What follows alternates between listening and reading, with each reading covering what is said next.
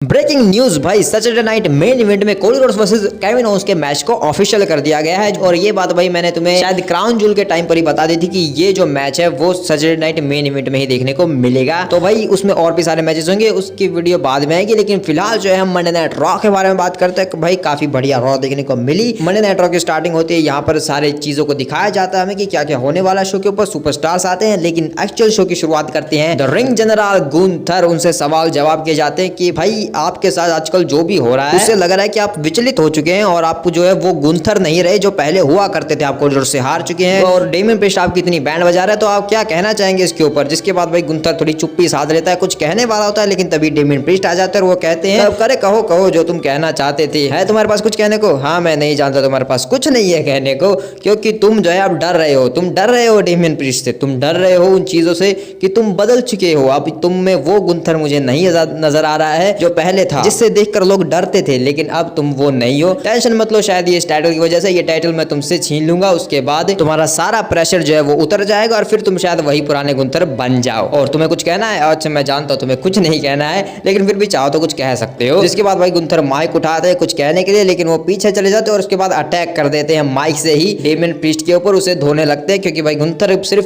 पीटता है भाई, उसके पास कहने के लिए आजकल कुछ है ही नहीं। भाई इतना अंडरडॉग कैसे दिखा रहे हैं गुंथर को, मुझे तो ये समझ नहीं आ रहा। लेकिन भाई यहाँ पर पलटवार करते हैं डेमियन प्रीस्ट और उसके बाद गुंथर को एक रेजर्स एज लगाते हैं, वो भी अनाउंसर्स डेस्क के आर पार कर देते हैं गुंथर को। भाई गुंथर को डेमियन प्रीस्ट ने अनाउंसर्स डेस्क के आर पार कर दिया। भाई मतलब भाई इतनी बेइज्जती हमारे रिंग जनरल की, किंग जनरल की। वेल भाई इन सब का बदला जो है सर्वाइवर सीरीज में ले ही लेगा गुंथर, और भाई आराम से जीतने वाला है गुंथर। लेकिन डेमियन प्रीस्ट भाई यहाँ पर टाइटल को उठाकर भी हवा में रेज कर लेते हैं, जो कि इस बात का साइन है कि भाई डेमियन हारने वाला है। लेकिन क्या पता भाई जीत भी जाए, उसके बारे में बाद में बात करेंगे कल वाली वीडियो में। उसके बाद यहाँ पर LWO आती है, क्योंकि टोरंटो टैग टीम मैच होता है अमेरिकन मेड के Creed brothers versus Rey Mysterio and Dragon Lee के बीच भाई, जो कि काफी बढ़िया मैच देखने को मिलता है। और पहली बार भाई क्रीड ब्रदर्स का भाई शानदार प्रदर्शन हमें देखने को मिलता है काफी अच्छे तरीके से भाई। और भाई एक बार मैच में क्रीड ब्रदर्स ऊपर से सुपरप्लेक्स का ट्राई करते हैं, लेकिन रे मिस्टीरियो भाई उनके टांगों के ऊपर 619 बजा देता है कॉर्नर में। उसके बाद ड्रैगन ली ऊपर से डबल स्टॉम्प हिट करते हैं दोनों के ऊपर, एंड देन रे मिस्टीरियो यहाँ पर 619 के लिए जाते हैं एंड में, लेकिन जूलियट क्रीड भाई उसे उठाता है और भाई रेफरी के ऊपर फेंक देता है जानबूझकर भाई। जिसके बाद रे मिस्टीरियो के ऊपर अटैक कर देते हैं चैड गेबल, और भाई क्या मास्टर मूव करते हैं मास्टर गेबल, क्योंकि भाई वो रे मिस्टीरियो का मास्क पलट देते हैं, जिससे रे मिस्टीरियो कुछ दिखाई नहीं देता और क्रीड ब्रदर यहाँ पर रोल अप पिन करके इस मैच को जीत जाते हैं। तो भाई मैच भी बढ़िया था और उसके बाद एंडिंग भी भाई वो तो लाजवाब थी, और क्रीड ब्रदर्स यहाँ पर बहुत खुश हो जाते हैं। अमेरिकन मेड पूरा खुश हो जाता है भाई, लोट पोट करके जीत की खुशी मनाते हैं। तो भाई कम से कम क्रीड ब्रदर्स को एक जीत तो मिली, और वो भी काफी बड़ी जीत। भाई इनका मास्टर तो जीत नहीं पाया पिछले हफ्ते, लेकिन ये लोग जीत गए पहले। इसके बाद शो के ऊपर ब्रॉन ब्रेकर आते हैं, क्योंकि उनका मैच लुडविग केजर से होता है, क्योंकि पिछले हफ्ते ब्रॉन ब्रेकर और शेमस के मैच में आकर इंटरफेयर किया था लुडविग केजर ने और दोनों के ऊपर अटैक किया था। तो यहाँ पर फिर भाई ब्रॉन ब्रेकर को बहुत गुस्सा था, तो भाई वो मैच की घंटी बजते ही धोने लगता है बुरी तरीके से लुडविग केजर को, और पूरे मैच में भाई ब्रॉन ब्रेकर फेस बन चुका है। लेकिन भाई यहाँ पर ब्रॉन ब्रेकर एक बार साइड में सुपर स्पीयर के लिए जब भागते हैं रिंग साइड पर, तो लुडविग केजर वहां से हट जाते हैं और खुद ही बुरी तरीके से ब्रॉन ब्रेकर जाकर भिड़ जाते हैं अनाउंसर्स डेस्क की कोने से भाई, मतलब भाई उस कॉर्नर में भिड़ जाते हैं और वो उनके पेट में बहुत दर्द होता है। उसके बाद यहाँ पर लुडविग केजर को मैच के दौरान फ्लैंकेंट लाइनर मिलता है, और फिर यहाँ पर जब स्पीयर के लिए जा रहे होते हैं ब्रॉन ब्रेकर, तो लुडविग केजर फिर से पलटवार करते हैं जिसके बाद यहाँ पर लुडविग केजर को मौका दिखता है अपना वही बेहतरीन सिग्नेचर मूव हिट करने का, जिससे वो लोगों को इंजर्ड करता रहता है। लेकिन यहाँ पर इस बार शेमस आ जाते हैं लुडविग केजर के ऊपर आकर अटैक करते हैं, और ये मैच यहीं पर रद्द हो जाता है और लुडविग केजर को यहाँ पर धोने लगते हैं शेमस। लेकिन पीछे से ब्रॉन ब्रेकर आते हैं और वो कहते हैं कि तूने मेरे मैच में इंटरफेयर किया है, तेरी हिम्मत कैसे हुई ऐसा करने की। जिसके बाद यहाँ पर पूरा ब्रॉल का माहौल हो जाता है, सारे ऑफिशियल्स आ जाते हैं इन तीनों को रोकने के लिए। ये तीनों आपस में बुरी तरीके से झगड़ रहे होते हैं। एडम पियर्स आते हैं और वो अनाउंस करते हैं कि तुम तीनों को लड़ना है, ठीक है लड़ लेना एक ट्रिपल थ्रेट मैच में इंटरकॉन्टिनेंटल चैंपियनशिप के लिए सर्वाइवर सीरीज में। तो इस तरीके से भाई सर्वाइवर सीरीज के लिए ये ट्रिपल थ्रेट मैच भी जो है ऑफिशियल हो चुका है। अब bronze Breakker versus Ludwig Kjær versus Sheamus. इसके बाद बैक स्टेज में जजमेंट डे अब क्लब हाउस में यहाँ पर लिव मॉर्गन, रकेल रोड्रिगेज और डोमिनिक मिस्टीरियो आपस में बात कर रहे होते हैं कि कैसे क्या कुछ करना है। लेकिन फिन बेलर आते हैं बीच में और भाई क्या ओवर एक्टिंग करते हैं। लेकिन यहाँ पर आर्ट्रूथ भी आ जाते हैं और वो कहने लगते हैं कि देखो फैमिली सबकी मदद करती है ना, मुझे यहाँ पर छुपना है, वो बुच से छुपना है मुझे। तो फिन बेलर यहाँ पर कहते हैं तुम्हारे लिए यहाँ पर कोई भी जगह नहीं, चलो निकल जाओ यहाँ से। तो आर्ट्रूथ भी कहते हैं ये बिल्कुल भी औसम नहीं है, मैं तो जा रहा हूँ, तुम कौन सा मेरी फैमिली हो। तो भाई पता नहीं क्या सोच रहे थे आर्ट्रूथ यहाँ पर। लेकिन उसके बाद भाई फिन बेलर ₹50 रुपए काटो भाई इसकी ओवर एक्टिंग के। यहाँ पर किस तरीके से ये भाई पूरे जजमेंट डे को हौसला अफजाई करता है कि हमें जो है हार के ऊपर ध्यान नहीं देना। पिछले हफ्ते भले ही तुम दोनों हार गए, लेकिन इस बार जो है हमें जीतना है, हमारा पूरा हफ्ता जीत के साथ जाना चाहिए। वॉर गेम में तुम जीत जाना, आज हम जीत जाएंगे अपने टैग टीम टाइटल्स को, उसके बाद सब कुछ ठीक होगा। और हाँ, यहाँ पर हम जानते हैं हमारी फैमिली में कोई लीडर नहीं है, लेकिन फिर भी अगर तुम्हें कोई एडवाइस की जरूरत हो तो मैं यहाँ पर हूँ। लेकिन जेडी कहता है कि हम फैमिली है, टेंशन मत लो, हम साथ मिलकर सॉल्व करेंगे। तो भाई जेडी रोक लेता है उसे कुछ कहने से, क्योंकि भाई फिन बैलर अपने आप को लीडर बताने वाला था एक तरीके से।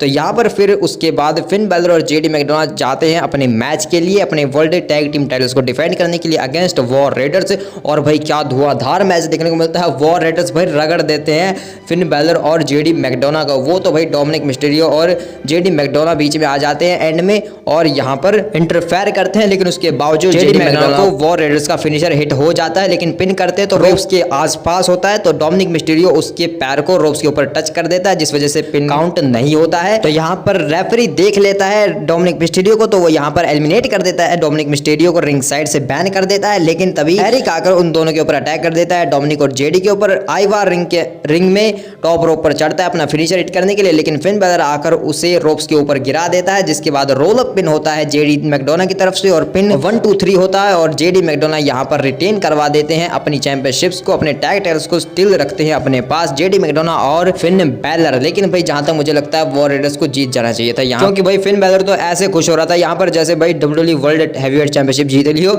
इतना खुश है भाई इस टैग टाइटल्स को रख के। भाई तेरे लिए ये नहीं है, तुझे मेन इवेंट में जाना है, तुझे मेन टाइटल रखना चाहिए अपने पास। भाई बैलर को इस तरीके से देखकर भाई बहुत ही अजीब सा फील होता है भाई, इतना अच्छा नहीं लगता है। लेकिन भाई आई होप कि जल्दी से फिन बैलर के दिन आएंगे।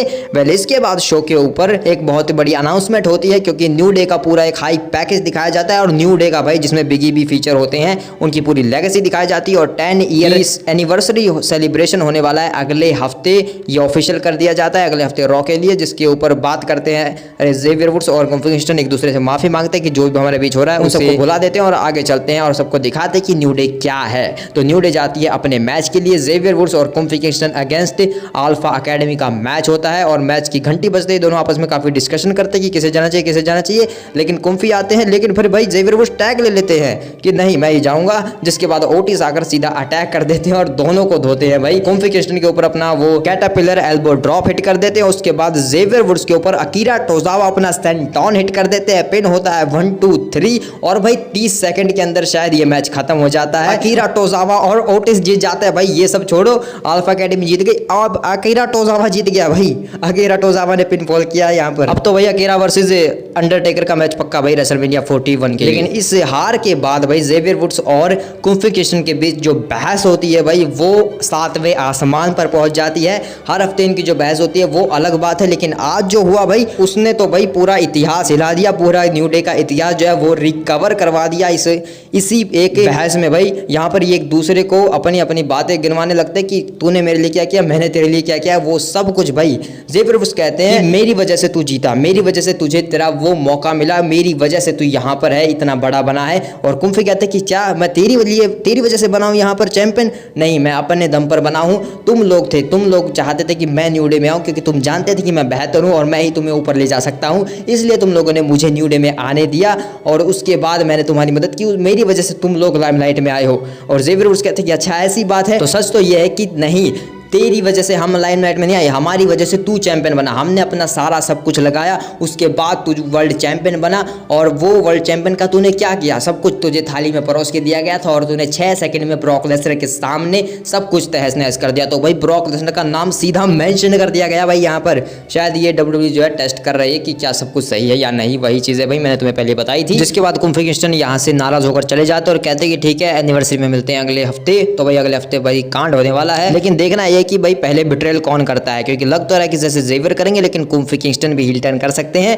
लेकिन इसके बाद भाई बैक स्टेज में कॉरिन क्रॉस और उनकी फाइनल टेस्टमेंट होती है और उनके पास भाग कर आते हैं द मिज और कहते हैं कि मैंने देखा व्हाइट सिख जो है वहीं बाहर खड़े हैं, हमारा इंतजार कर रहे हैं। तो कैरन क्रॉस कहते हैं कि तुमने उन्हें देखा क्या? उन्होंने तुम्हें देखा? तो मिज कहते हैं कि नहीं, उन्होंने नहीं देखा। तो कैरन क्रॉस कहते हैं कि अच्छी बात है, उन्हें खेलना है तो हम उनके साथ खेलेंगे, चलो चलते हैं। और स्कारलेट तुम यहीं रुकना। तो भाई स्कारलेट को यहीं पर रोक देते हैं। मिस कहते हैं कि मैं भी यहीं पर रुक जाता हूँ और कैरन क्रॉस कहते हैं कि हाँ शौक से, लेकिन भाई एओपी उसे उठा के लेके चली जाती है। लेकिन भाई स्कारलेट को अकेला गलत छोड़ दिया यहाँ पर। जब स्कारलेट शीशे में देखती है अपना मेकअप करने के लिए तो यहाँ पर पीछे निकी क्रॉस होती है सिस्टर एबिगेल के रूप में। उसके बाद अंधेरा हो जाता है, लेकिन उसके बाद कैमरा जाता है मिस और कैरन क्रॉस के ऊपर और मिस कह रहे होते कि मैंने देखा था वो यहीं पर थे, लेकिन तभी पीट डन आता है और वो नहीं भाई बूच आता है और वो कहता है कि तुम लोगों ने आर्टरूथ को देखा। तो मिस कहता है कि नहीं हमने नहीं देखा उसे, हमारा दिमाग मत खाओ, तुम हमारे पीछे क्यों पड़े हो। तो मिस जाकर अपना जो है लॉकर रूम का दरवाजा खोलने लगते हैं, लेकिन कैरन क्रॉस कहते हैं कि भाई नॉक नॉक कर। तो भाई नॉक नॉक करते हैं लेकिन अंदर से कोई जवाब नहीं आता। तो कैरन क्रॉस खुद ही नॉक करके सीधा खोल देते हैं दरवाजा और देखते और अंदर जाते ही भाई सब कुछ बिखरा पड़ा था और स्कारलेट जो है सीधा अटैक कर देती है कैरन क्रॉस के ऊपर। भाई वो उसके ऊपर छड़ने लगते हैं, लेकिन कैरन क्रॉस उसे शांत करते हैं और बताओ क्या हुआ। तो वो कहते हैं कि निकी क्रॉस वो आई थी, लेकिन पीछे शीशे पर लिखा होता है कि हर किसी के पास कुछ न कुछ होता है होने के लिए। तो भाई कैरन क्रॉस के पास स्कारलेट है, ऑफ कोर्स नॉट भाई उसकी वाइफ है। तो भाई काफ़ी इंटरेस्टिंग चीज़ें चल रही हैं व्हाइट सिक और फाइनल टेस्टामेंट के बीच। तो काफ़ी मज़ा आ रहा है भाई। आज देखते हैं भाई आगे क्या क्या चीज़ें करती है व्हाइट सिक फाइनल टेस्टामेंट के साथ, क्योंकि भाई सच में भाई गलत जगह पंगा ले लिया इस बार फाइनल टेस्टामेंट कैरन क्रॉस वगैरह ने। लेकिन इसके बाद बैक स्टेज में बियांका ब्लेयर अपने मैच के लिए तैयार हो रही होती है। नाओमी उससे पूछते कि जेड गर्ल का कैसा हाल है। तो बियांका ब्लेयर कहते हैं कि बहुत बुरा हाल है, कुछ भी नहीं कह सकते, उसके पास तो बहुत सारी उसे चोट लगी है। तो हमें 5वें मेंबर का क्या करना है। तो आयुष स्काई कहते हैं कि मेरे पास है ना 5वां मेंबर कायरी सेन। तो बियांका ब्लेयर कहते हैं कि मजाक मत करो रहने। लेकिन नाओमी कहते हैं कि बेली को हम ला सकते हैं, उसकी दुश्मनी है ना एजेक्स वगैरह से। तो लेकिन बियांका ब्लेयर भाई उससे भी नाराज है, क्योंकि ऑफ कोर्स नॉट भाई वो सब डैमेज कंट्रोल का एक पार्ट है। लेकिन रिया रेफली आ जाते हैं और कहते हैं कि यहाँ पर बहसबाजी करने की कोई जरूरत नहीं है, तुम जाकर अपना मैच संभालो। और 5वें मेंबर की बात करें तो तुम्हें चाहे किसी को भी लेके आना हो, बस इतना याद रखना कि वो अपने आप को संभाल सके, टीम को नहीं, वो अपने आप को संभाल सके। तो बियांका ब्लेयर कहती है कि अच्छा तुम समझ रहे कि ये रिया रेफली की टीम है, ऐसा नहीं है। तो रिया रेफली भाई थोड़ी चौड़ में आ जाती कि तू क्या कह रही है, तो समझ रही है, जाके अपना मैच कर। तो बियांका ब्लेयर भी कहती कि हाँ मेरे पास भी तुम्हारे लिए कोई टाइम नहीं है इतना, वैसे मुझे आज हमारी टीम के लिए कुछ करना है, एडवांटेज मैच जीतना है, तो मैं तो जा रही हूँ वहाँ पर। जिसके बाद बियांका ब्लेयर यहाँ पर चली जाती है और भाई दूसरी साइड लिव ट्रिफनी और रखेल रॉड्रिगेज आपस में बात कर रहे होते हैं। वहाँ पर नाया जैक्स आती है और वो कहती है कि तुम लोगों को टेंशन लेने की बिल्कुल जरूरत नहीं है, मैं अभी बियांका ब्लेयर को जाकर पूरी तरीके से स्क्वाश कर दूंगी, तबाह कर दूंगी, उसके बाद हम लोग चिल करेंगे। चलो वैसे भी वॉर गेम तो हम पहले ही जीत चुके हैं। जिसके बाद बियांका ब्लेयर आती है शो के ऊपर और भाई बियांका ब्लेयर ने सबसे ज्यादा मैचेस जीते हैं 24 भाई इस साल।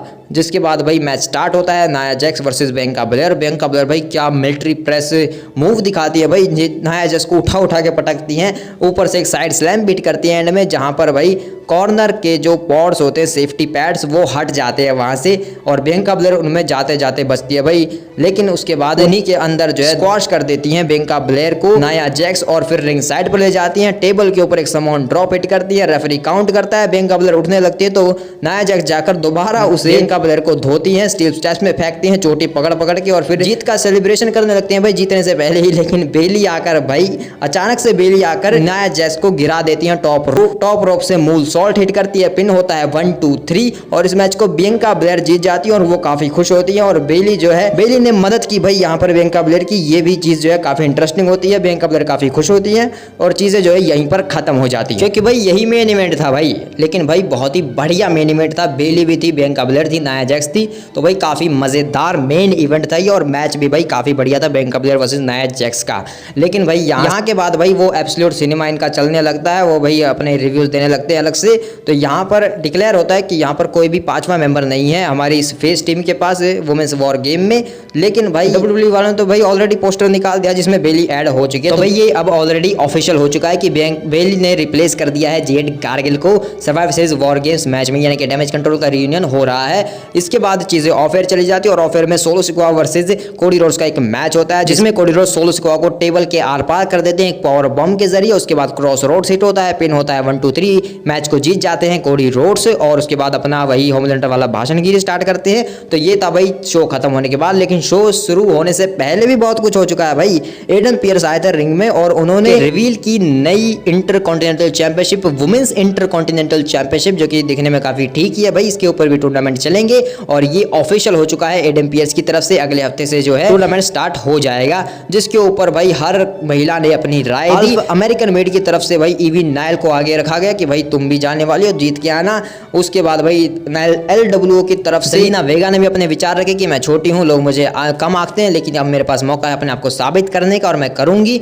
और उसके बाद भाई डैमेज कंट्रोल भी ये चाहते हैं कि वो जो टाइटल है डैमेज कंट्रोल के पास आए, क्योंकि ईओ स्काई भी जा रही है वर्ल्ड चैंपियनशिप के लिए, तो हम भी चाहेंगे कि वो भी हमारे पास आए। और वहां पर फिर प्योर फ्यूजन कलेक्टिव भी आ जाते हैं, डेविल और सेना बेजलर वगैरह, तो वो भी कहते हैं कि तुम लोग तो नहीं जीतने वाले क्योंकि हम ही ले जाने वाले। और सेना बेजलर पत्ते खेल के चली जाती है। लेकिन सबसे सीरियस अगर कोई था भाई तो सिर्फ लायरिया वेलकेरिया थी। वो कहते कि मेरे लिए ये बहुत इंपॉर्टेंट है, काफी टाइम के बाद ये मौका है, इसी का मैं इंतजार कर रही थी। तो भाई लायरिया वेलकेरिया काफी बड़ी दावेदार होने वाली है इंटरकॉन्टिनेंटल चैंपियनशिप के लिए। लेकिन यहाँ पर आर्ट्रुथ आ जाते हैं भाई, ये उससे भी बड़े दावेदार है। वो कहते हैं कि मैं भी पार्टिसिपेट करूंगा, मुझे काफी खुशी हो रही है कि अब ये चीज आ चुकी है, तो मैं अब इसमें पार्टिसिपेट करना वाला हूँ। लेकिन लायरिया वेलकर समझाते कि अरे ऐसा नहीं है, ये कोई रॉयल रंबल नहीं है जिसमें तुम घुस जाते हो। तो वो कहते कि अरे नाया जैस की वजह से मैं जीत नहीं पाया था, वो तो उसी ने आके मुझे निकाल दिया था, क्या करें, लेकिन इस टूर्नामेंट में मैं जा सकता हूँ। लेकिन वो कहते कि तुम नहीं पार्टिसिपेट कर सकते हो। तो आर्ट्रुथ कहते कि मैं क्यों नहीं कर सकता, मैं जाता हूँ, अभी जाके एडम पियर्स से बात करता हूँ। तो आर्ट्रुथ जाने लगते हैं एडम पियर्स से बात करने, लेकिन बीच में उन्हें मिल जाता है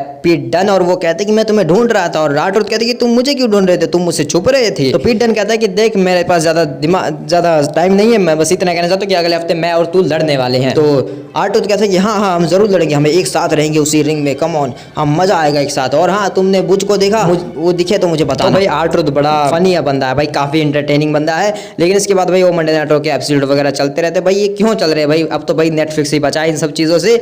लेकिन भाई शो के दौरान एक बार एथिकली ने इंटरव्यू लिया था ऊसोस का भाई, और वहां पर ऊसोस ने अपना विचार विमर्श धारा जो है साबित की। सैमी ज़ैन कहते हैं कि हमें जो है सीएम पंक मिल चुका है अपना 5वां मेंबर, और उसके ऊपर हम जो है भरोसा किया जा सकता है या नहीं, उसके बारे में जो हम अगले हफ्ते बात करेंगे सब बैठकर, तीनों बंदे, पूरी की पूरी ब्लड लाइन और सीएम पंक।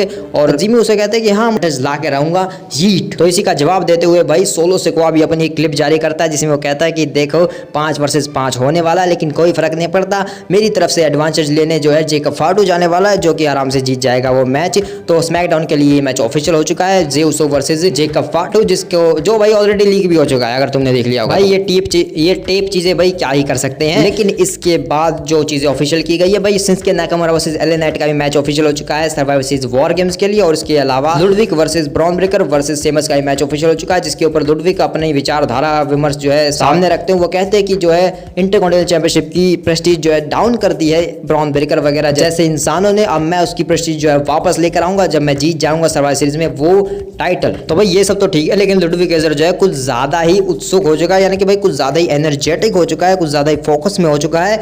लगता है भाई कुछ ज्यादा ही मोटिवेट कर दिया भाई पिछले हफ्ते गुंथर ने कि जा जाके अपना रास्ता बना। तो भाई ऐसा रास्ता बना रहा है कि WWE में छोड़ो भाई, WWE के बाहर WXW में जाकर भाई लोगों को चैलेंज करके आ रहा है भाई। ये मतलब भाई वहां पर क्या करने गया भाई, ऑफ कोर्स नॉट नाम बनाने गया। तो देखते हैं भाई कि लुडविक हेजर का फ्यूचर क्या होने वाला है। और न्यू डे के अगले हफ्ते 10 साल भी पूरे होने वाले, उसकी एनिवर्सरी सेलिब्रेशन होगा, वहां पर क्या होने वाला है हम सब जानते हैं। तो भाई वेट करते हैं उन सब चीजों का, और तुम्हारे जो थॉट्स है वो कमेंट में बताओ। मुझे मिलते किसी और वीडियो में, तब तक के लिए बाय।